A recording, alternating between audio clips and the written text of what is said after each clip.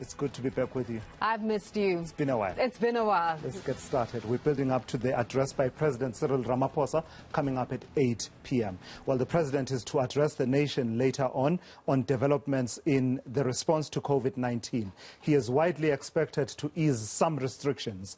To hear what business is expecting from that address, we're joined now by Bonang Mohale, who is the president of Business Unity South Africa. Mr. Mohale, good evening. Thank you for joining us. So this is an economy that has been in something of a chokehold from the restrictions that have been coming intermittently, lifted here and there. At this particular point, how much can the president afford to pull at that lever of restrictions, further restrictions? I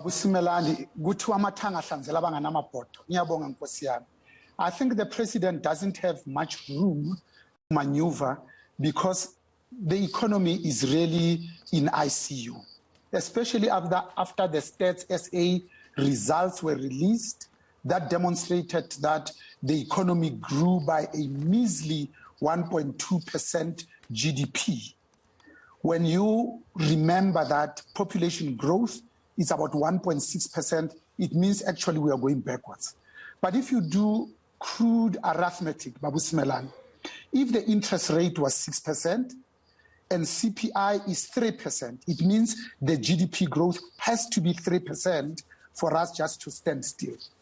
But what also worries is the fact that this is actually a jobless growth, the same way that we had 43 consecutive quarters of positive GDP growth during the tenure of President Thabo Mbeki.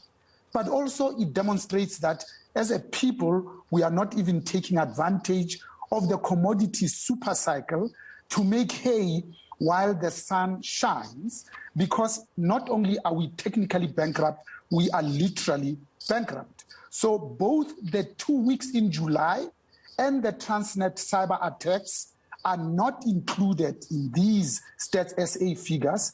They are likely to wipe out, if not reverse, these gains.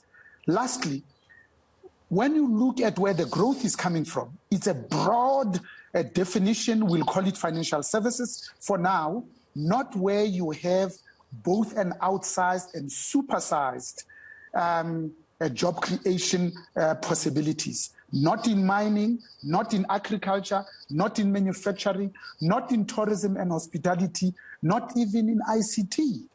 And lastly, when you think that around July, August, and September, we were still experiencing ESCOM load shedding.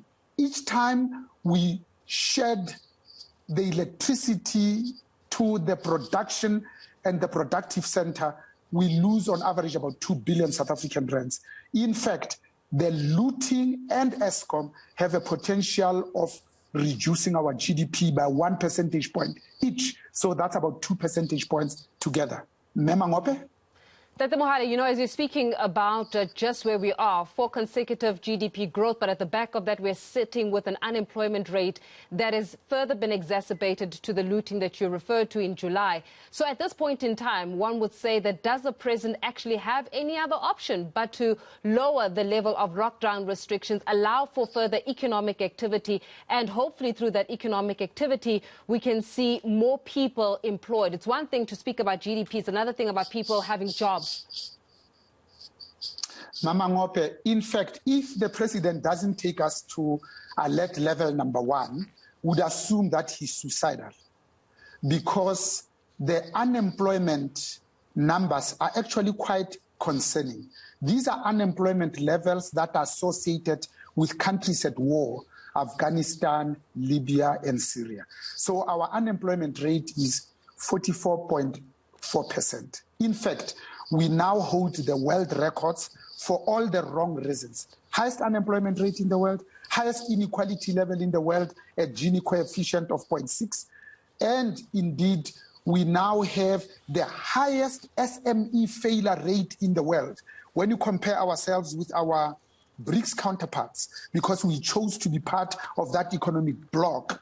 New jobs created, it's north of 60 percentage points. In South Africa, new jobs created, it's less than 15 percentage points. And then lastly, of course, we have the worst education outcomes in the world, even though we spend 10 times more on education than the rest of our African counterparts, which then means that even the children that are in the pipeline to get into the job market, we are actually setting them up for failure.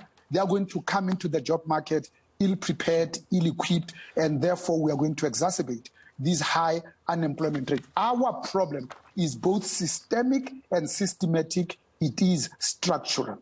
Sobering reflections there from the President of Business Unity South Africa, Bonang Mohale. They're weighing in there on his organization's expectations ahead of that address by President Ramaphosa at 8. Well,